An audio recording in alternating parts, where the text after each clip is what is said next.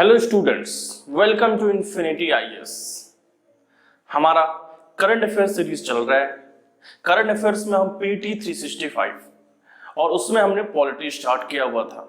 हमारा first topic that is reservation complete हो चुका था। अब हम राइट्स करने जा रहे हैं, तो डिले ना करते हुए हम स्टार्ट करते हैं। देखिए, तो जो पहला न्यूज है वो इंटरनेट से रिलेटेड है। इंटरनेट से रिलेटेड है। अब ये इंटरनेट से रिलेटेड क्या है, मैं आपको बता दूं कि ये न्यूज में क्यों था, फिर इसका मैं आपको बैकग्राउंड बताता हूं। मेरा जो बताने का तरीका वो रहेगा कि मैं एक होलिस्टिक कवर करूंगा सिलेबस को, टॉपिक को, जिससे आपका ना सिर्फ करंट अफेयर्स कंप्लीट होगा बल्कि जो स्टैटिक पार्ट है उससे भी मैं लिंक करके आपको पढ़ाऊंगा, और जिससे आपका जो स्टैटिक पार्ट है उसका भी रिवीजन हो जाएगा। ठीक है। अब ये न्यूज में क्या था, ये न्यूज में इसलिए था क्योंकि सुप्रीम कोर्ट में पिटीशन फाइल की गई थी। जम्मू कश्मीर में 370 जो स्पेशल स्टेटस मिला हुआ था जम्मू कश्मीर को अपने कॉन्स्टिट्यूशन के तहत, आर्टिकल 370, वो जो स्पेशल स्टेटस मिला हुआ था वो स्पेशल स्टेटस चला गया, खत्म हो गया। उसके बाद जो सेंट्रल गवर्नमेंट है, वहां की जो गवर्नमेंट है, वहां के जो गवर्नर थे, उन्होंने वहां पे जो इंटरनेट है वो सस्पेंड कर दिया था। और जब इंटरनेट सस्पेंड हो गया तो वहां पे पिटीशन फाइल किए गए कि इंटरनेट जो सस्पेंशन है वो अनलिमिटेड टाइम के लिए नहीं हो सकता, एक लिमिटेड टाइम के लिए होना चाहिए। तो ये न्यूज में था। अब इससे रिलेटेड हम सारे देखते हैं जो भी चीजें हैं। तो जैसे कि मैं आपको बता दूं कि जब ये पिटीशन फाइल किया गया है सुप्रीम कोर्ट में, तो इसमें कुछ सुप्रीम कोर्ट के ऑब्जर्वेशंस हैं। जैसे कि ऑब्जर्वेशंस ये हैं कि जो राइट टू एक्सप्रेशन है, स्पीच एंड एक्सप्रेशन, जो अपने आप को एक्सप्रेस करते हैं, वो आर्टिकल 19 क्लॉज 1 क्लॉज ए के दायरे में आता है। ये आपको पता है। ये जो right to expression through internet है, जो इंटरनेट के थ्रू लोग सोशल मीडिया पे, फेसबुक पे, व्हाट्सएप पे जो कुछ भी लिखते हैं, वो एक्सप्रेस करते हैं अपने आप को, वो भी आर्टिकल 19 क्लॉज 1 क्लॉज ए के दायरे में आ रहा है। ये सुप्रीम कोर्ट ने कहा है। तो पहले हम ये समझ लें कि आर्टिकल 19 होता क्या है, तब हमें समझ में आएगा कि ये क्या चीजें हैं। ये देखिए,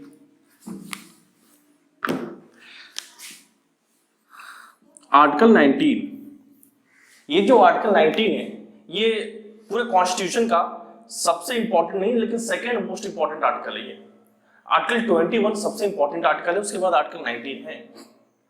क्यों? इस आर्टिकल के सुप्रीम कोर्ट ने बहुत ज्यादा इंटरप्रिटेशन की है। इसका जो लिटरल मीनिंग देखेंगे वो तो कुछ और है, लेकिन सुप्रीम कोर्ट में इसने बहुत ज्यादा इंटरप्रेट किया है। कैसे किया है? तो ये जो आर्टिकल 19 है, टोटल इसमें 6 राइट्स हैं। टोटल इसके अंदर आर्टिकल 19 के अंदर टोटल 6 फंडामेंटल राइट्स हैं। कौन कौन से हैं? तो देखिए, ए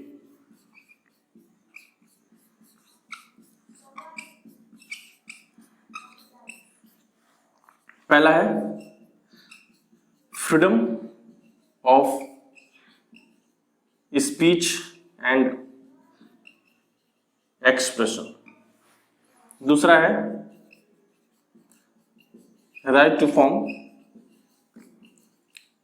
पीसफुल असेंबली। सी है right to form association. D है राइट टू मूवमेंट। ई है right to settle and reside. ये है राइट टू प्रॉपर्टी। ये है right to trade and commerce. अब इसमें जो आप देख रहे हैं राइट टू प्रॉपर्टी, ये अब नहीं है, ये था। इसके अंदर टोटल 7 थे, तो इसको हटा दिया गया, इसलिए टोटल 6 हो गया है। 1 2 3 4 5 और ये 6। देखिए, article 19 clause 1, article 19 clause 1 clause A, article 19 clause 1 clause B, article 19 clause 1 clause C, इस तरीके से। तो आर्टिकल 19 क्लॉज 1 के अंदर ही टोटल 6 फंडामेंटल राइट्स हैं। जो पहला है freedom of speech and expression. ये freedom of speech and expression सिर्फ इसका मतलब ये नहीं कि आप एक्सप्रेस कर सकते हैं, आप बोल सकते हैं, आपको बोलने की आजादी है। इसका मतलब ये भी है कि दूसरे जो है, दूसरे वो भी बोल सकते हैं। और इसका मतलब ये भी है कि आप दूसरे के ओपिनियन भी रख सकते हैं। अगर कोई नहीं बोल पा रहा है तो आप उसके लिए भी आप एक्सप्रेस कर सकते हैं। फॉर एग्जाम्पल जैसे कोई जानवर है, कोई एनिमल्स है, कोई डॉग है, अगर वो नहीं बोल पा रहा है, अगर वो पेन में है, अगर आप उसे एक्सप्रेस करते हैं तो वो भी कहीं ना कहीं freedom of speech and expression के दायरे में आता है। 2004 में आपने जिंदल फेमल केस सुना होगा। 2004 में 2004 में जो जिंदल है, जो बिजनेस टाइकून है, उन्होंने देश भर में जितने भी उनके ऑफिसेस हैं वहां पे उन्होंने झंडा अपना फहरा दिया, भारत का झंडा। और पहले झंडा फहराना अपने ऑफिस में ये इलीगल था। वो बिल्कुल तैयार थे, उनके खिलाफ केस हो गया, उनके वकील बिल्कुल तैयार थे कि ऐसा कुछ होगा उनके खिलाफ। जी मैटर पहुंचा सुप्रीम कोर्ट में, तो सुप्रीम कोर्ट ने कहा कि झंडा फहराना, right to hoist flag is a fundamental right under article 19 clause 1 clause A. झंडा फहराते हैं यानी कि अपने आप को एक्सप्रेस करते हैं कि हाँ वो देश से प्यार कर रहे हैं। ये जो हमारे इंडिया में जो मीडियाज हैं, आज तक, जी न्यूज, एनडीटीवी, ये जो मीडिया वाले हैं, इस मीडिया को ताकत कहां से मिलती है, पावर कहां से मिलती है? ये अपने आप को जो एक्सप्रेशन करते हैं, इनको पावर कहां से मिल रही है? कॉन्स्टिट्यूशन किस आर्टिकल से मिल रही है? तो वो आर्टिकल 19 क्लॉज 1 क्लॉज ए के दायरे से मिल रही है। अब सुप्रीम कोर्ट का इसमें जो ऑब्जर्वेशन आया है इंटरनेट के ऊपर, कि expression of you are yourself expressing your thoughts, your expression through internet. अगर आप अपने आप को एक्सप्रेस करते हैं इंटरनेट के थ्रू, तो ये भी कहीं ना कहीं आर्टिकल 19 क्लॉज 1 क्लॉज ए के दायरे में आ रहा है। ये सुप्रीम कोर्ट ने कहा है।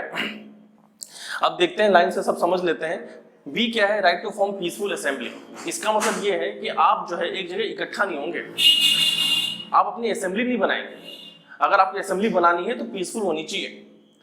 अगर आपको कुछ भी निकालना है, चाहे तजिया निकालना हो, चाहे कोई भी रैली निकालनी हो, सब कुछ पीसफुल होनी चाहिए, सम्मेलन होनी चाहिए, शांतिपूर्ण होनी चाहिए। अगर आप तलवार लेके जाएंगे, बंदूक लेके जाएंगे, फिर आप इकट्ठा होंगे ग्रुप में, तो वो इलीगल है, गैर कानूनी है। ये आर्टिकल 19 क्लॉज 1 क्लॉज बी कहता है। अब article 19 clause 1 clause C, right to form association. अपने इंडिया में आप संघ बना सकते हैं, एसोसिएशन बना सकते हैं। आपने सुना होगा ट्रक वालों को truck union, trade union, auto union, राष्ट्रीय स्वयंसेवक संघ, आरएसएस, ये सारे के सारे संघ हैं, एक यूनियन है। इनको यूनियन बनाने की ताकत कहां मिलती है? तो आर्टिकल 19 क्लॉज 1 क्लॉज सी से मिलती है। अब आप सोचिए, लोग संघ क्यों बनाते हैं? लोग संघ क्यों बनाते हैं, एसोसिएशन क्यों बनाते हैं? क्योंकि वो प्रोटेस्ट कर सकें। अकेले में अगर डिमांड फुलफिल नहीं होगी, कोई बात नहीं मानेगा, तो ग्रुप में अगर वो प्रोटेस्ट करेंगे तो उनकी बात मानी जाएगी। तो आप मुझे ये बताइए, राइट टू प्रोटेस्ट, ये जो लोग प्रोटेस्ट करते हैं, क्या ये fundamental right article 19 clause 1 clause C के दायरे में आता है? और आपने सुना होगा बंद। ये मैं दो क्वेश्चन पूछ रहा हूं, आप कमेंट सेक्शन में लिख के बताइएगा। एक है प्रोटेस्ट और एक है बंद। प्रोटेस्ट और बंद, इन दोनों में क्या फर्क है? पहली चीज। दूसरी चीज, प्रोटेस्ट और बंद, क्या इसमें कोई इलीगल है, कोई लीगल है? क्या दोनों फंडामेंटल राइट है? क्या दोनों इसके दायरे में आते हैं? ये चीज मुझे कमेंट सेक्शन में लिख के बताइए। खैर, डी में चलते हैं। Right to movement. Right to movement मतलब ये है कि आप पूरे भारत में कहीं भी मूव कर सकते हैं, कहीं भी जा सकते हैं। आपको कहीं भी जाना है, चाहे दिल्ली रहना चाहते हैं, चाहे आप बेंगलोर घूमना चाहते हैं, चाहे आप तमिलनाडु घूमना चाहते हैं, पूरे भारत में आप कहीं भी घूमने फिरने जा सकते हैं। ये भारत आपका है, ये इंटीग्रल पार्ट है ये। तो राइट टू मूवमेंट, कहीं भी जा सकते हैं। तो क्या इस पे कोई रिस्ट्रिक्शन है क्या? क्या इस पे रिस्ट्रिक्शन हो सकती है क्या? तो इस पे रिस्ट्रिक्शन है। रिस्ट्रिक्शन क्या है? तो रिस्ट्रिक्शन है public order and interest of STs. ये दो रिस्ट्रिक्शन है इसके ऊपर। पब्लिक ऑर्डर, पब्लिक ऑर्डर मतलब अगर आप किसी जगह विजिट करना चाहते हैं और वहां पे अगर सिचुएशन ऐसा नहीं है कि आप वहां विजिट कर सकें, यानी कि वहां पे लॉ एंड ऑर्डर सिचुएशन आ गया है, तो आपको रोका जा सकता है। एक बार ऐसा ही हुआ था, सहारनपुर में दंगे हो रहे थे, तो जो असदुद्दीन ओवैसी के जो छोटे भाई हैं अकबरुद्दीन ओवैसी, वो जा रहे थे वहां पे और कुछ हेट स्पीच देने वाले थे जिससे दंगे और बढ़ते हैं। तो वहां के जो एसपी ने उन्हें रोक दिया कि आप कहां जा रहे हैं। तो उन्होंने बोला ये मेरा फंडामेंटल राइट है, article 19 clause 1 clause D, right to movement में कहीं भी जा सकता हूं। तो एसपी ने बोला कि आपने शायद आईएएस की तैयारी नहीं किया है, इसमें रिस्ट्रिक्शंस है public order, law and order, कि जनता के हित में, लोक हित में आपको रोका जा सकता है। तो ये होता है रिस्ट्रिक्शन है इसका। दूसरा है इंटरेस्ट ऑफ एसटी, यानी कि जो शेड्यूल्ड ट्राइब्स हैं, जो आपने सुना होगा शेड्यूल्ड एरिया कुछ, जैसे आसाम, मेघालय, त्रिपुरा, मिजोरम, ये शेड्यूल्ड एरिया है। अगर आपको यहाँ पे जाना है, अगर अपने इंडियन सिटीजन्स को वहां पे जाना होता है तो उन्हें इनर लाइन परमिट लेना पड़ता है, एक तरीके का ये वीजा है। जो फॉरेनर्स हैं हमारे देश में आने के लिए वीजा लेते हैं, उसी तरीके से हमारे देश के लोग उस जगह विजिट करने के लिए आईएलपी लेते हैं, इनर लाइन परमिट लेते हैं। तो क्यों लेते हैं? क्योंकि इंटरेस्ट ऑफ एसटीज, वहां शेड्यूल्ड एरिया, वहां शेड्यूल्ड ट्राइब्स हैं, वो जो ट्राइब्स हैं वो बहुत ही बैकवर्ड है, बहुत ही पीछे के हैं। हमें ऐसा लगता है कि अगर कोई यहाँ से कोई विजिट करेगा मेनलैंड से, फॉरेनर कोई विजिट करेगा तो उनके लिए थ्रेट होगा। तो इसीलिए जो है राइट टू मूवमेंट पूरे देश में है, लेकिन कुछ चीजों में इसे रिस्ट्रिक्शन किए जा सकते हैं। फिर उसके बाद E right to settle and reside, अगर आप कहीं मूव करेंगे तो पॉसिबिलिटी है कि वहां घूमने फिरने गए, वहां सेटल हो गए, वहां आपने शादी कर लिया, वहां आपने प्रॉपर्टी खरीद लिया, तो ये भी आपके लिए अलाउड है। आप पूरे भारत में कहीं भी जाके प्रॉपर्टी खरीद सकते हैं, पूरा भारत आपका है, कहीं भी रह सकते हैं।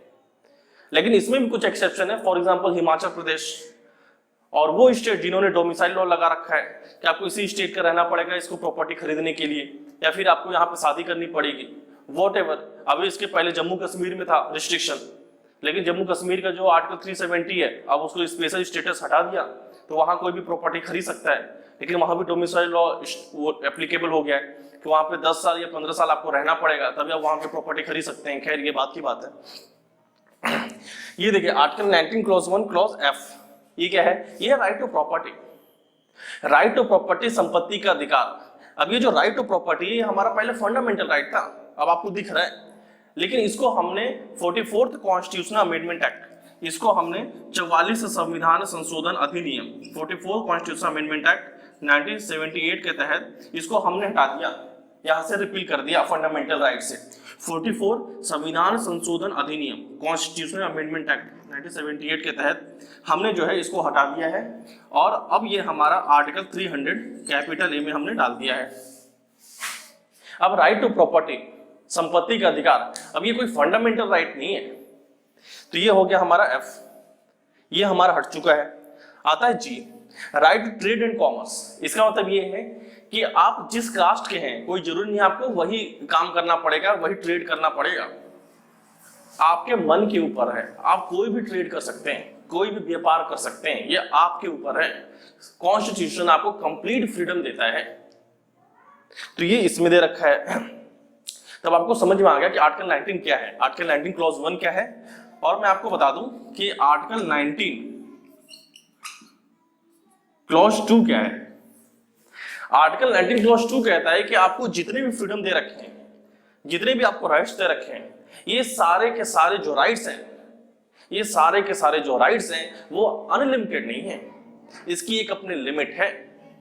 ये जो आपको आर्टिकल 19 क्लॉज 1 क्लॉज ए दे रखा है, freedom of speech and expression, इसका मतलब ये नहीं है कि आप कुछ भी बोलेंगे, भारत तेरे टुकड़े होंगे, ऐसा नहीं बोल सकते आप। यानी कि एक रिस्ट्रिक्शन है, जो हमारे जो सरकार है, जो हमारे जो गवर्नमेंट है, हमारा जो भारत है, उसकी सिक्योरिटी, उसकी सॉवरेनिटी, उसकी जो रिलेशनशिप, फ्रेंड रिलेशन दूसरे कंट्री से, इसके खिलाफ नहीं बोल सकते आप।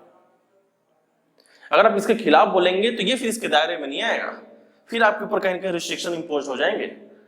तो आर्टिकल 19 क्लॉज 1 क्लॉज ए आपको फ्रीडम देता है, और आर्टिकल 19 क्लॉज 2 कहीं ना कहीं इसकी एक रिस्ट्रिक्शन की बात करता है कि आपके ऊपर एक रोक है, एक रिस्ट्रिक्शन है, ये हमेशा आप फ्रीडम एंजॉय नहीं कर सकते हैं, एक लिमिट में रह के आप एंजॉय कर सकते हैं। आप ये नहीं बोल सकते भारत तेरे टुकड़े होंगे, ऐसा नहीं बोल सकते आप। खैर, तो इतना आपको समझ में आया। अब हम चलते हैं अपने वापस करंट अफेयर्स पे, क्या था वो। तो उसमें ये दे रखा था कि इंटरनेट के ऊपर सुप्रीम कोर्ट ने कहा था, तो सुप्रीम कोर्ट ने कुछ चीजें कही हैं। सुप्रीम कोर्ट ने पहली चीज ये कही है कि एक्सप्रेशन थ्रू इंटरनेट, अगर कोई अपने वर्ड्स को, अपने थॉट्स को एक्सप्रेस करता है इंटरनेट के थ्रू, तो कहीं ना कहीं आर्टिकल 19 क्लॉज 1 क्लॉज ए के दायरे में आता है। ये कहा पहले सुप्रीम कोर्ट में। फिर सुप्रीम कोर्ट ने क्या कहा सुप्रीम कोर्ट ने कहा कि अगर कोई इंटरनेट के थ्रू ट्रेड करता है, ट्रेड थ्रू इंटरनेट, अगर कोई इंटरनेट के थ्रू ट्रेड करता है तो वो भी कहीं ना कहीं आर्टिकल 19 क्लॉज 1 क्लॉज जी के दायरे में आएगा। यानी कि ये भी freedom of trade and expression का, ट्रेड एंड इंटरकोर्स का, ट्रेड एंड कॉमर्स का एक हिस्सा है ये। तो सुप्रीम कोर्ट ने ये कहा। तीसरी बात सुप्रीम कोर्ट ने कहा कि जैसे कि आपको पता है आर्टिकल 19 क्लॉज 2 ये रिस्ट्रिक्शन की बात करता है, जो भी आपको फ्रीडम दे रखा है उस पर एक रिस्ट्रिक्शन की बात करता ही है। तो आर्टिकल 19 क्लॉज 2 ये कहता है, जो सुप्रीम कोर्ट का ऑब्जर्वेशन है इसमें कहता है प्रिंसिपल ऑफ प्रोपोर्शनैलिटी।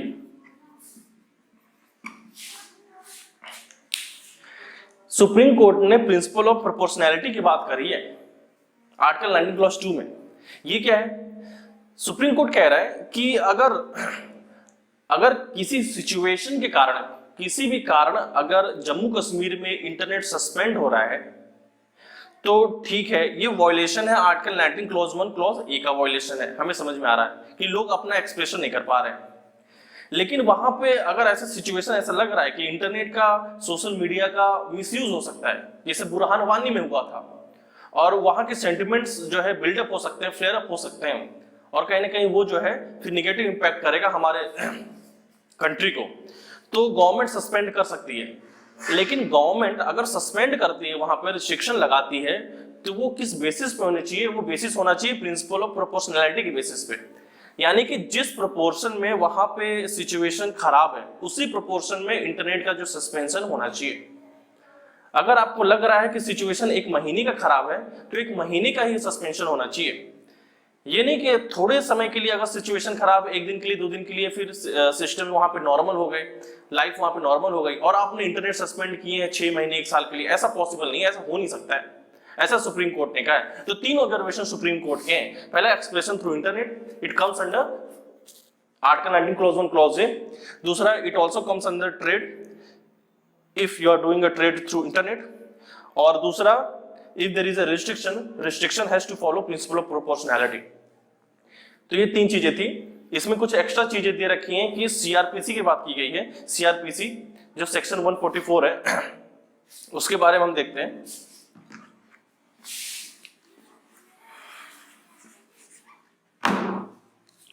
आपने सुना होगा सेक्शन 144 ऑफ सीआरपीसी। ये जो सीआरपीसी कर्फ्यू की बात करता है, कर्फ्यू। तो इसमें भी कुछ न्यूज है। इसमें क्या न्यूज है कि जैसे कि आपको पता है, मैं आपको बता दूं, ये जो कर्फ्यू है, कर्फ्यू, इस पे जो है ये जो लॉ है, ये डीएम को, डिस्ट्रिक्ट मजिस्ट्रेट को, एसडीएम को, और या फिर जो एग्जीक्यूटिव मजिस्ट्रेट होते हैं उनको एक पावर देता है, उनको एक पावर देता है कि अगर उन्हें सिचुएशन ऐसा लगता है कि उनके डिस्ट्रिक्ट में, उनके एरिया में एक बिल्कुल डेंजर आ गया है, डेंजर सिचुएशन आ गया है, एकदम इमरजेंसी सिचुएशन आ गया है, तो इनके पास पावर चला जाता है, और इस पावर के तहत वो जो है उस एरिया में रिस्ट्रिक्शन लगा सकते हैं, वहां पर कर्फ्यू लगा सकते हैं।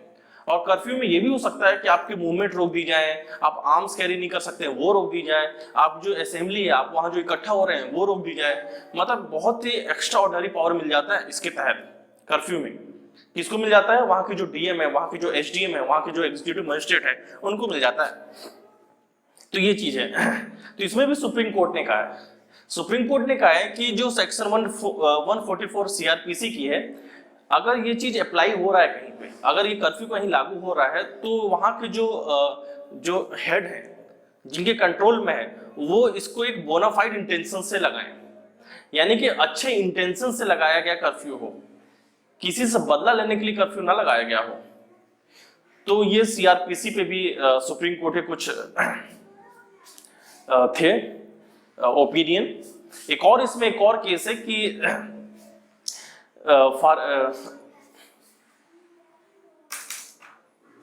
इसमें यह बोला गया है कि जो इंटरनेट का जो एक्सेस है, आप जो इंटरनेट एक्सेस कर रहे हैं, अगर आप इंटरनेट चलाना चाहते हैं तो कहीं ना कहीं ये राइट टू प्राइवेसी के दायरे में आता है, और राइट टू प्राइवेसी भी आर्टिकल 21 के दायरे में आता है। आर्टिकल 21 क्या है? आर्टिकल 21 है freedom of life and personal liberty, right to life and personal liberty. आपकी जो जीवन का जो अधिकार है, आपकी लाइफ का जो अधिकार है, जो राइट्स हैं, कहीं ना कहीं इंटरनेट एक्सेस उसके दायरे में भी आ रहा है। तो आप समझ सकते हैं इंटरनेट का कितना बड़ा एक वो है, कितने अच्छे से सुप्रीम कोर्ट ने इसको डिफाइन किया है। खैर, हम नेक्स्ट न्यूज में चलते हैं। हमारा क्या न्यूज है?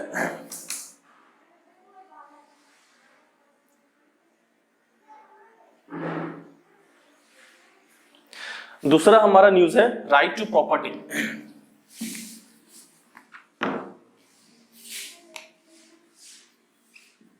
Right to property. एक्चुअली ये न्यूज में क्यों था? ये न्यूज में इसलिए है क्योंकि हिमाचल प्रदेश में स्टेट गवर्नमेंट ने, हिमाचल की जो गवर्नमेंट है वहां पे उसने एक लॉ लगा के, उस लॉ को कहते हैं doctrine of adverse position. Doctrine of adverse position. ये डॉक्ट्रिन लगा के जो स्टेट गवर्नमेंट ने एक इंडिविजुअल की जमीन ले लिया, उसकी जमीन हड़प ली, ये न्यूज में है। सुप्रीम कोर्ट ने कहा कि आप जो है, स्टेट को कह रहा है, आप जो है किसी भी अपने ही सिटीजन्स के लैंड्स को हड़प नहीं सकते हैं और खुद ना क्लेम करने लगे कि ये जमीन आपकी है, ऐसा सुप्रीम कोर्ट ने कहा। तो स्टेट गवर्नमेंट ने कहा कि ये जो हमने डॉक्ट्रिन ऑफ एडवर्स पोजीशन लगाया है, ये हमने तब लगाया है 42 ईयर्स तक, जब हमने ओरिजिनल जो ओनर है, जब वो कंप्लेन नहीं किया लैंड के ऊपर कि ये हमारा है, उसने क्लेम नहीं किया, 42 ईयर्स के बाद हमने जो है adverse doctrine of adverse position लगाया है। अब ये होता क्या है? अब जैसे कि आपको पता है कि राइट टू प्रॉपर्टी, अब ये हमारा फंडामेंटल राइट नहीं है, अब ये सिर्फ हमारा कॉन्स्टिट्यूशनल राइट है। कौन से आर्टिकल में? तो आर्टिकल 300 कैपिटल ए। ये किस कॉन्स्टिट्यूशनल अमेंडमेंट के तहत फंडामेंटल राइट से हटाया गया है? ये भी आपको पता है कि 44th कॉन्स्टिट्यूशनल अमेंडमेंट एक्ट 1978, इसके तहत इसको हटा दिया गया है। तो ये आपको समझ में आया राइट टू प्रॉपर्टी क्या है। डॉक्ट्रिन ऑफ एडवर्स पोजीशन क्या है? ये कहता है कि अगर कोई ओनर, जो जमीन का मालिक है, अगर कोई ओनर है उस लैंड का, उस जमीन का, अगर वो 12 साल तक, 12 ईयर्स तक अगर अपने जमीन पे विजिट नहीं करता है, क्लेम नहीं करता है, वहां पे देखता नहीं है, देखरेख नहीं करता है, 12 साल तक अगर वो अपने जमीन को ऐसे छोड़ रखा है, तो जो स्टेट गवर्नमेंट है वो डॉक्ट्रिन ऑफ एडवर्स पोजीशन के तहत उस जमीन को हड़प सकती है, उस जमीन को ले सकती है, और आपका जो ओनर है, आपको कोई क्लेम नहीं रहेगा फिर। यानी कि अगर कोई भी आपकी जमीन है, कोई भी आपका बिल्डिंग है, आपको वहां पे फ्रीक्वेंट विजिट करना होता है। 12 साल तक अगर आपने छोड़ दिया है, उससे कोई मतलब नहीं रखा है कि जैसा चल रहा है, कोई दिक्कत नहीं है, तो कहीं ना कहीं जो वहां पे रह रहे हैं किराएदार, उनका भी क्लेम बन जाता है 12 साल के बाद, या फिर गवर्नमेंट का भी क्लेम बन जाता है वहां पे। तो ये है डॉक्ट्रिन ऑफ एडवर्स पोजीशन। और ये क्यों न्यूज में था, ये भी मैंने आपको बता दिया कि हिमाचल में ऐसा हुआ है। तो ठीक है, हम आगे बढ़ते हैं, नेक्स्ट न्यूज देखते हैं हम।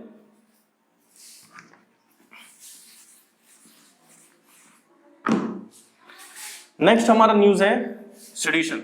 सेडिशन के ऊपर, सेडिशन यानी कि राष्ट्रद्रोह, देशद्रोह, राष्ट्रद्रोह, जो देश के खिलाफ जो बोलते हैं वो सेडिशन में आता है, देशद्रोह में आता है, राष्ट्रद्रोह में आता है। अब ये जो सेडिशन है, ये हमारे इसके रिलेटेड एक लॉ बना है, कानून बना है सेडिशन लॉ, वो हमारे सेक्शन 124A ऑफ आईपीसी, हमारा जो इंडियन पेनल कोड है आईपीसी है, उसका सेक्शन 124A इसके बारे में बात करता है सेडिशन से रिलेटेड। अब ये सेडिशन क्या कहलाता है और सुप्रीम कोर्ट में ये मैटर पहुंचा, सुप्रीम कोर्ट का क्या ओपिनियन था और ये इशू आखिर राइज क्यों हुआ। देखिए, जैसे कि आपको पता है कि मोदी सरकार ने, ये जो प्रेजेंट गवर्नमेंट है, इसने एक बिल पास किया, उसका नाम था सिटीजनशिप अमेंडमेंट बिल। जब वो कानून बन गया तो बन गया सिटीजनशिप अमेंडमेंट एक्ट। आपको पता ही है कि कौन सा बिल एक्ट बनता है जब प्रेसिडेंट उससे साइन कर देते हैं, ठीक है। तो ये कहलाता है सिटीजनशिप अमेंडमेंट एक्ट। इसके तहत जो 6 रिलीजन्स हैं, जो 6 रिलीजियस माइनॉरिटीज हैं पाकिस्तान में, अफगानिस्तान में और बांग्लादेश में, इनको हम सिटीजनशिप देने की बात कर रहे हैं कि इनको हम सिटीजनशिप देंगे। और कौन सी जो रिलीजन है वो बच रही है, वो है मुस्लिम्स, यानी कि उस देश में जो मुस्लिम्स है वो मेजॉरिटी में है, तो उन्हें छोड़ के जो जितनी भी माइनॉरिटी है उस देश में उनको हम सिटीजनशिप दे रहे हैं। क्यों दे रहे हैं? क्योंकि उस देश में ऐसा माना जा रहा है कि कहीं ना कहीं माइनॉरिटीज के ऊपर अत्याचार हो रहा है, ये गवर्नमेंट कह रही है। खैर, तो ये है सिटीजनशिप अमेंडमेंट बिल। जब प्रेसिडेंट इसे साइन कर दिया तो ये बन गया सिटीजनशिप अमेंडमेंट एक्ट। जब ये बिल पास हो गया, जब ये कानून बन गया, तो पूरे देश भर में कहीं ना कहीं प्रोटेस्ट होने लगे। कहीं वॉलेंट प्रोटेस्ट हो रहे थे तो कहीं पीसफुल प्रोटेस्ट हो रहे थे, इंटेंसिटी वेरी कर रही थी। आपने जामिया का देखा, आपने एमयू में देखा, आपने लखनऊ में देखा, कई जगह ऐसे हो रहे थे। तो जो हाई इंटेंसिटी के जो प्रोटेस्ट थे, जो बहुत ही वायलेंट थे, जिसपे कई सारे पुलिस वाले घायल हो गए, कुछ मर भी गए, तो उसके ऊपर कुछ सेडिशंस लॉ लगे उनके ऊपर, जो देशद्रोह के उनके ऊपर चार्ज लगे, राष्ट्रद्रोह के चार्ज लगे। जब ये सेडिशंस लॉ लगे तो उनके फेवर में जो लड़ने वाले वकील थे उन्होंने फिर ये पिटीशन फाइल किया सुप्रीम कोर्ट में। तो सुप्रीम कोर्ट के कुछ इसमें ओपिनियन आए हैं, कुछ जजमेंट्स आए हैं जो मैं आपको बताने वाला हूं। तो आपको ये याद रखना है कि जो देशद्रोह जो सेडिशन लॉ है वो किस सेक्शन में आता है, तो सेक्शन 124A आईपीसी के तहत आता है। अब ये होता क्या है, तो देखिए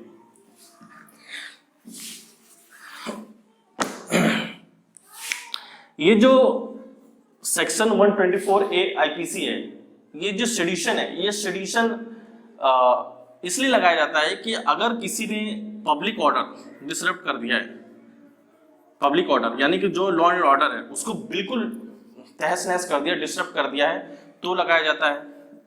दूसरा कारण, अगर कोई लॉफुल गवर्नमेंट है, अगर सरकार चुनी हुई सरकार है, अगर कोई प्रोटेस्टर्स उस सरकार को नहीं चाहते, उस पार्टी को नहीं चाहते वो सरकार में रहे, और उसको जो ओवरथ्रो करने के लिए, उसको हटाने के लिए, वो वॉलंटरी हटाने के लिए, अगर वो चुनाव लड़के हटाए तो कोई दिक्कत नहीं है, लेकिन अगर वॉलंटरी हटाने के लिए कोशिश करते हैं तो कहीं ना कहीं ये भी कारण बनता है सेडिशन लॉ का। तो ओवरथ्रो द लॉफुल गवर्नमेंट। तीसरा, अगर हमारे कंट्री को, अगर हमारे स्टेट को अगर थ्रेट आ जाता है, जैसे आपने सुना होगा एएमयू के एक छात्र ने, एएमयू जामिया के एक छात्र ने, ये उसने ऐसा बयान दिया था कि जो नॉर्थ ईस्ट है हमारा, जो हमारा चिकन नेक है, सिलीगुड़ी कॉरिडोर जो चिकन नेक है, उसको जो है ब्लॉक कर देना चाहिए और नॉर्थ ईस्ट को बिल्कुल सेपरेट कर देना चाहिए। यानी कि पूरे जो 7 सिस्टर्स हैं, 6 सिस्टर्स हैं, उसको जो है इन कंट्री से उसको हटा देना चाहिए, उसको इंडिपेंडेंस दे देना चाहिए, उसको एक अलग देश दे देना चाहिए। इस तरीके से बात करी थी उसने, यानी कि इंडिया को कहीं ना कहीं एक तोड़ने की बात करी थी उसने। तो कहीं ना कहीं अगर अपने देश को, अपने देश के खिलाफ अगर कोई थ्रेट देता है, अगर हमारे देश के खिलाफ सिक्योरिटी थ्रेट आ जाती है, तो कहीं ना कहीं ये भी कारण बनता है, उसके खिलाफ हम सेडिशन लॉ लगा सकते हैं। तो ये भी है थ्रेट टू स्टेट। स्टेट यानी कि कंट्री, हमारे कंट्री को अगर थ्रेट हो जाए, सिक्योरिटी थ्रेट हो जाए, तो भी हम लगा सकते हैं। अब ये जो सेडिशन लॉ है, ये जो देशद्रोह का जो चार्ज है, इसके कुछ फेमस ट्रायल भी हुए हैं, जैसे कि बाल गंगाधर तिलक, इनके ऊपर भी सेडिशन चार्जेस लगे थे। जगदीश चंद्र बोस, जेसी बोस, इनके ऊपर भी लगे थे। महात्मा गांधी, इनके ऊपर भी लगे थे। ये कुछ फेमस ट्रायल हैं जिनके ऊपर लगे हैं। सुप्रीम कोर्ट ने कहा कि ये जो चार्जेस हैं इनका जुडिशियल रिव्यू हो सकता है। अगर आपने चार्जेस लगाए हैं, चार्जेस सही हैं गलत हैं, इनका जो है जुडिशियल रिव्यू हो सकता है।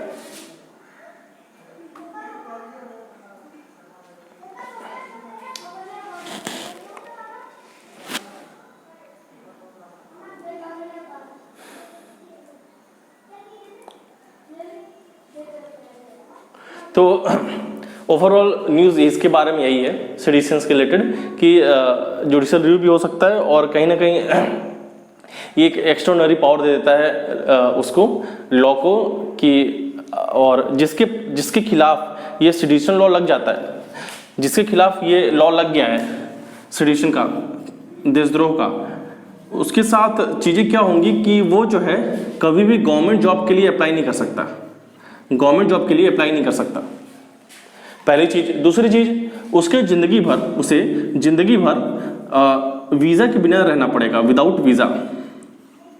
यानी कि उसे जो है वीज़ा और पासपोर्ट ये कभी नहीं मिलेगा, पूरे लाइफ टाइम उसे जो है विदाउट वीज़ा विदाउट पासपोर्ट रहना पड़ेगा।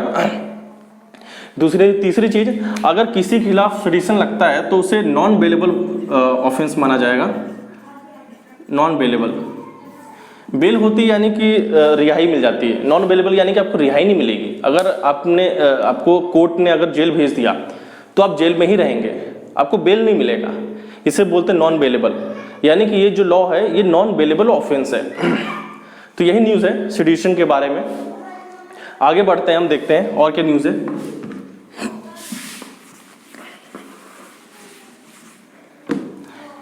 नेक्स्ट न्यूज़ हमारा माइनॉरिटी के ऊपर है। माइनॉरिटी, अब ये क्या न्यूज़ है, देखिए ये न्यूज़ क्यों ये न्यूज़ में था ये मैं आपको बता दूं कि जो सुप्रीम कोर्ट ने कहा है, उसने कहा है कि स्टेट हैज़ द पावर, जो स्टेट गवर्नमेंट है, जो राज्य सरकार है, उसके पास ये ताकत है कि वो जो माइनॉरिटी एजुकेशनल इंस्टीट्यूशंस है उसे रेगुलेट कर सकती है। जो माइनॉरिटी एजुकेशनल इंस्टीट्यूशंस हैं उसे रेगुलेट कर सकती है, उसे कंट्रोल कर सकती है। किस चीज़ों में रेगुलेट करेगी, तो रेगुलेट कर सकती है टीचर्स के अपॉइंटमेंट में, कि मदरसा में कौन पढ़ाएगा, एएमयू में कौन पढ़ाएगा, जो टीचर्स अपॉइंटमेंट है उसमें रेगुलेशन कर सकती है। दूसरी चीज, वहाँ पे करिकुलम किस तरीके से बढ़ रहा है, क्या वो एक्सीलेंस की तरफ बढ़ रहा है, यानी कि उसके करिकुलम को अगर वो एक्सीलेंस की तरफ नहीं बढ़ रहा है, कुछ और चीज़ें ही पढ़ाई जा रही हैं, तो कहीं ना कहीं उसे भी रेगुलेट कर सकती है स्टेट गवर्नमेंट। तो ये सुप्रीम कोर्ट का ओपिनियन है जो सुप्रीम कोर्ट ने कहा। अब इसको हम डिटेल में देखते हैं कि माइनॉरिटी एजुकेशन इंस्टीट्यूशंस होते क्या हैं, इसके बेनिफिट्स क्या मिलते हैं, क्या माइनॉरिटीज़ हमारे कंट्रीज में कहीं डिफाइंड है, टोटल माइनॉरिटीज़ कितने हैं, ये देखते हैं। देखिए इसमें दो आर्टिकल समझना है, आर्टिकल 29 और आर्टिकल 30। आर्टिकल 29 कहता है protection of interest of minority, protection of interest of minority, यानी कि जो अल्पसंख्यक हैं, अल्पसंख्यक उनके हितों का संरक्षण। तो प्रोटेक्शन तीन तरीके से कॉन्स्टिट्यूशन में बताया गया है। पहला लैंग्वेज, दूसरा स्क्रिप्ट और तीसरा कल्चर। यानी कि तीन चीजें जो है माइनॉरिटी अपने प्रोटेक्ट कर सकते हैं अपने इंटरेस्ट को। कौन कौन से हैं, एक भाषा, एक लिपि और एक संस्कृति। लैंग्वेज, स्क्रिप्ट और कल्चर, तीन चीजें प्रोटेक्ट कर सकते हैं अगर कोई माइनॉरिटी है तो। अब माइनॉरिटी होते कौन है ये देखते हैं। तो माइनॉरिटी वो होते हैं एक तो लैंग्वेज के बेसिस पे और दूसरा रिलीजन के बेसिस पे। ये एग्जाम में बहुत पूछता है। ये जो माइनॉरिटी वो दो तरीके से तय किए जाते हैं। जो माइनॉरिटी हैं वो दो तरीके से तय किए जाते हैं, एक भाषा के आधार पर, एक धर्म के आधार पर। अपने कॉन्स्टिट्यूशन में दे रखा है, लेकिन कॉन्स्टिट्यूशन में कहीं माइनॉरिटी डिफाइंड नहीं है, कहीं भी डिफाइंड नहीं है। ये सिर्फ दो चीज़ों पे होती है, एक लैंग्वेज, एक रिलीजन। फॉर एग्जाम्पल अगर कोई मराठी है, वेस्ट बंगाल में शादी कर लेता है, तो वेस्ट बंगाल में बंगाली बोली जाती है, तो मराठी वहाँ पे माइनॉरिटी हो जाएगा। किस बेसिस पे, लैंग्वेज के बेसिस पे। रिलीजन के बेसिस पे, जम्मू कश्मीर में मेजॉरिटी है मुस्लिम्स, अगर कोई वहाँ पे दूसरे धर्म का जाता है तो माइनॉरिटी हो जाएगा। यूपी हो गया, एमपी हो गया, यहाँ पे मेजॉरिटी है हिंदू, माइनॉरिटी दूसरे धर्म के हो गए। जो नॉर्थ ईस्ट है वहाँ पे कुछ क्रिश्चियंस स्टेट्स, जैसे मेजॉरिटी में क्रिश्चियन स्टेट्स हैं, क्रिश्चियंस हैं, जैसे मिजोरम हो गए, वहाँ पे क्रिश्चियंस मेजॉरिटी में है, और माइनॉरिटी में कौन है, वहाँ हिंदू है, मुस्लिम्स हैं, ये सारे हैं। तो इस तरीके से है। लेकिन मैं आपको बता दूं कि इसे जो है सेंट्रल गवर्नमेंट, जो भारत सरकार है, वो नोटिफाई करती है, वो बताती है कि ये माइनॉरिटी है, ये माइनॉरिटी नहीं है। जब तक सेंटर नोटिफाई नहीं करेगी तब तक जो है वो माइनॉरिटी के उसमें नहीं आएगा, स्टेटस में नहीं आएगा, पहली चीज। दूसरी चीज, अभी तक लैंग्वेज और रिलीजियस जो बेसिस हैं ये स्टेट बेसिस पे नहीं है, ये ऑल इंडिया के बेसिस पे है। मतलब ऑल इंडिया बेसिस पे अगर देखा जाए तो ही माइनॉरिटी डिसाइड्स होते हैं, यानी कि पूरे भारत में किसका स्ट्रेंथ जाता है, न्यूमेरिकल स्ट्रेंथ जाता है, तो हिंदूज पूरे ऑल ओवर कंट्री के स्टेटस में मेजॉरिटी में है, और जितने धर्म बच गए वो सारे के सारे माइनॉरिटी में हैं। दूसरी चीज। तीसरी चीज, अभी तक सेंटर ने नोटिफाई नहीं किया है कि लैंग्वेज कौन से लिंग्विस्टिक माइनॉरिटी में है। अभी तक सेंटर ने सिर्फ ये नोटिफाई किया है कौन से रिलीजियस माइनॉरिटी हैं। सेंटर ने ये नोटिफाई नहीं किया कौन से लिंग्विस्टिक माइनॉरिटी हैं, यानी कि जो माइनॉरिटी की जो बेनिफिट्स हैं वो सिर्फ रिलीजन के बेसिस पे मिल रहा है, फिलहाल लैंग्वेज के बेसिस पे नहीं मिल रहा है। तो ये इसके कुछ पॉइंट्स थे जो आपको समझना था।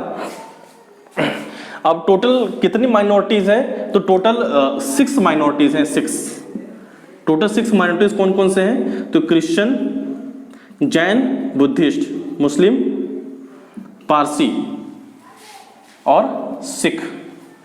क्रिश्चियन, जैन, बुद्धिज्म, मुस्लिम, पारसी और सिख, ये टोटल 6 रिलीजन है जो रिलीजियस माइनॉरिटी के दायरे में आते हैं। तो अब इसमें न्यूज़ में क्या है, अब न्यूज़ में क्या है कि सुप्रीम कोर्ट ने कहा है कि state can regulate minority educational institutions, ये स्टेट रेगुलेट कर सकती है। तो मैंने आपको आर्टिकल 29 बताया, अब आर्टिकल 30 इसमें समझना इंपॉर्टेंट है। आर्टिकल 29 बात करता है, 29 बात करता है कि protection of interest of minority. Article 30 बात करता है कि minorities have the right to establish and run their education institutions. यानी कि 29 जो बात करता है वो बात करता है कि अल्पसंख्यक के हितों का संरक्षण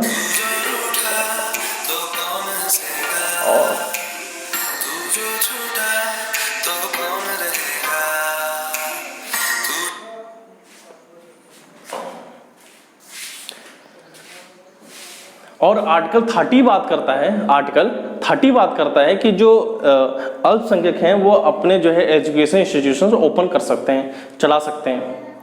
अब देखिए, अगर कोई माइनॉरिटी एजुकेशनल इंस्टीट्यूशन है, अगर कोई माइनॉरिटी एजुकेशनल इंस्टीट्यूशन है, फॉर एग्जांपल अगर मुस्लिम्स के देखें तो AMU है, अगर सिख के देखें तो खालसा कॉलेज है, और मुस्लिम्स में कौन सा है, जामिया मिलिया इस्लामिया है, जामिया मिलिया इस्लामिया।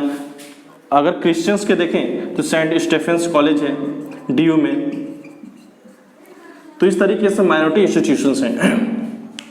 अब ये जो माइनॉरिटी के जो शिक्षा संस्थान हैं, जो एजुकेशन इंस्टीट्यूशंस हैं, उन्हें रेगुलेट कौन करती है, उन्हें रेगुलेट करती है national commission for minority educational institutions, NCMEI। ये बॉडी है, ये क्वासी जुडिशियल बॉडी है, जुडिशियल बॉडी है, यानी कि हाफ जुडिशरी की इसके पास ताकत है NCMEI के पास। इसका फुल फॉर्म क्या है, national commission for minority education institutions. ये अपने इंडिया में जितने भी माइनॉरिटी एजुकेशन इंस्टीट्यूशंस हैं उसे रेगुलेट करती है। रेगुलेट इन द फॉर्म कि अगर किसी को माइनॉरिटी का स्टेटस चाहिए तो यही देती है। अगर कोई माइनॉरिटी स्टेटस है, अगर वो वायलेशन करता है तो उसके माइनॉरिटी स्टेटस को भी छीनती कौन है, लाइसेंस देती भी यही है, लाइसेंस हटाती भी यही है। इसके पास सिविल कोर्ट का पावर है, यानी कि सिविल कोर्ट्स के इसके पास पावर है, क्रिमिनल कोर्ट्स का पावर नहीं है इसके पास, NCMEI के पास। ये क्वासी जुडिशियल बॉडी है। अब नेक्स्ट, अगर कोई माइनॉरिटी एजुकेशन इंस्टीट्यूशंस हैं तो उसे क्या बेनिफिट मिलता है।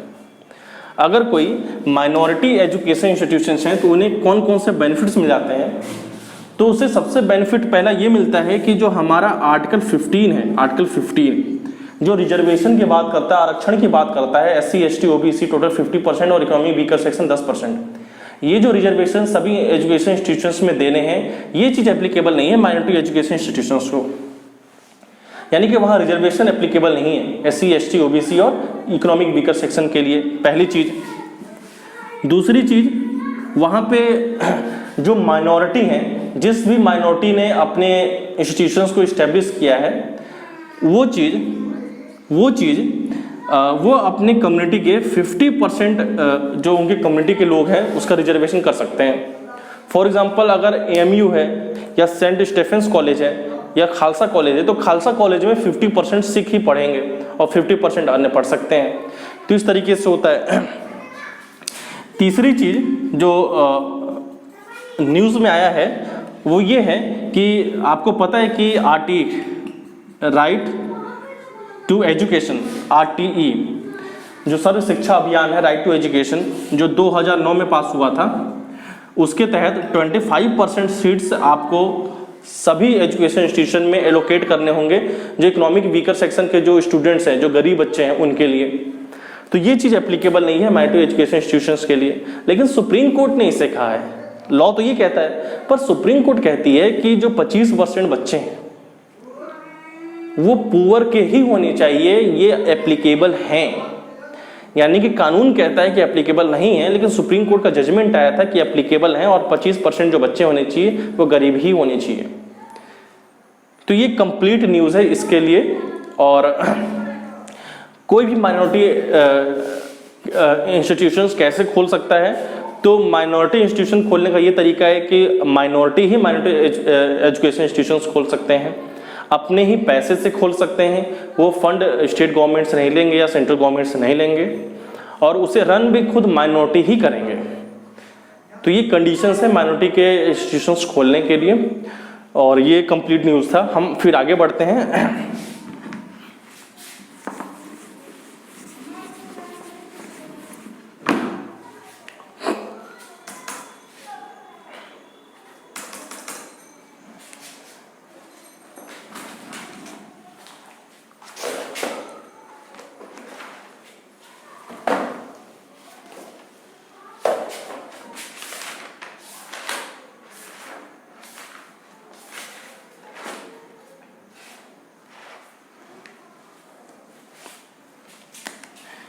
Sabarimala temple issue. अब ये जो सबरीमाला टेम्पल इशू है, सबरीमाला मंदिर का जो इशू है, मुद्दा है, इसमें भी सुप्रीम कोर्ट के कुछ जजमेंट्स आए हैं। ये हम देखते हैं क्या है। एक सबरीमाला मंदिर है, एक सबरीमाला मंदिर है, एक टेम्पल है। वो कहाँ पे है? वो है केरला में, वो है केरला में। तो और ये एक कहीं ना कहीं एक ट्रेडिशन चला आ रहा है सबरीमाला का कि वहाँ पे जो वुमन है, केरला की जो वुमन है, कोई भी वुमन, उनकी उम्र 10 से लेके 50 साल तक, 10 to 50 इयर्स की जो वुमन है, उनकी एंट्री बैन है, उनका एंट्री अलाउड नहीं है इस मंदिर में। तो 2018 में सुप्रीम कोर्ट का जजमेंट आया था कि ये चीज़ गलत है।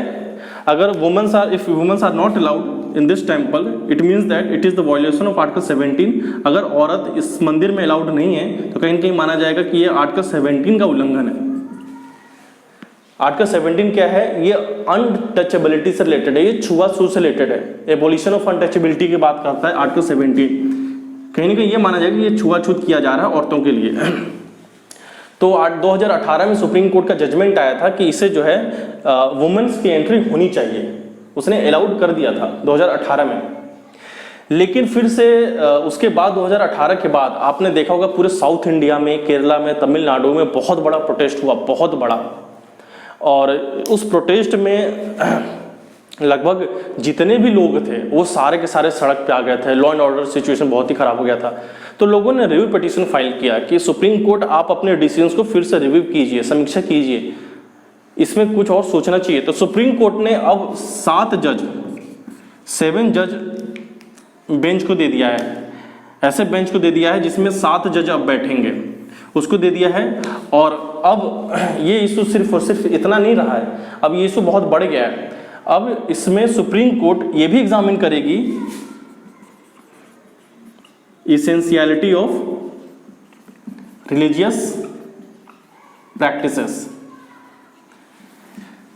यानी कि अब सुप्रीम कोर्ट जो है वो इसेंशियलिटी ऑफ रिलीजियस प्रैक्टिसेस अब ये भी एग्जामिन करेगी। इसका मतलब क्या है? इसका मतलब ये है कि जो रिलीजन है उसके जो रिलीजियस प्रैक्टिसेस हैं उसमें कौन सी चीज इसेंशियल है, इसेंशियलिटी, कौन से उसके इंटीग्रल पार्ट हैं, कौन से उस धर्म, अगर उस प्रैक्टिसेस को हटाने से धर्म पे इफेक्ट पड़ेगा और धर्म ही बिल्कुल खत्म हो जाएगा, तो कौन सी चीज बिल्कुल इंटीग्रल है उस धर्म से, कौन सा बिल्कुल इसेंशियल है, अब उसे एग्जामिन करेगी। अब सुप्रीम कोर्ट सिर्फ और सिर्फ ये नहीं देखेगी हिंदू धर्म से रिलेटेड सबरीमाला, अब वो ये भी देखेगी, अब एक केस तो ये देखेगी जब ये 7 जज के बेंच पर चला गया है। तो दूसरा सुप्रीम कोर्ट ये भी देखेगी कि जो जेनिटल म्यूटिलेशन होते हैं, जेनिटल म्यूटिलेशंस होते हैं, किसमें? एक सेक्ट है अपने इंडिया में मुस्लिम कम्युनिटी की, दाऊदी बोरा सेक्ट। ये एक दाऊदी बोरा सेक्ट है मुस्लिम्स में, वो इस तरीके से जेनिटल म्यूटिलेशन करते हैं छोटी लड़कियों में। ये भी देखेगी दूसरी चीज। तीसरी चीज जो सुप्रीम कोर्ट देखेगी वो देखेगी entry of woman in mask, entry of woman in mask. ये एक्चुअली जो वुमेन्स हैं वो मॉस्क में अलाउड नहीं है, तो कहीं ना कहीं सुप्रीम कोर्ट अब ये तीनों चीजें देखेगी और उसने जो है 7 जज के बेंच को दे दिया है। अब उसे doctrine of essentiality of religious practices देखना है, अब उसे ये चेक करना है। तो ये न्यूज़ हम यहाँ पे कंप्लीट करते हैं, एंड करते हैं। आगे हम फर्दर कंटिन्यू करेंगे नेक्स्ट सीरीज में। Okay, thank you so much.